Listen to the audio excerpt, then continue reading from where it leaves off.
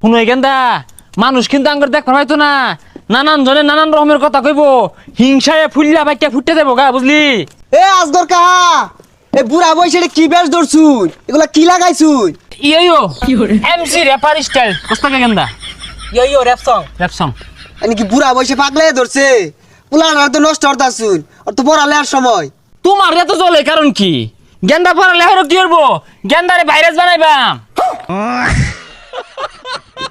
আরে চাচা ওটা ভাইরাস না, ভাইরাল। ও এটা হইলে হয়েছে আঙ্গুর সিদ্ধান্ত চূড়ান্ত, আমরা বেরে লইবাম। আরে এগুলা বেশ ধরলে এনে পুলানা তো বিয়া হারাই পাইতেন না। এ গেন্দা কটার লগে পেন হরস কসে? বাবা 10-12টা আছে তো, সাদিয়া, রুমিয়া, কামিয়া, আমিয়া, জামিয়া, এই র‍্যাপ সং।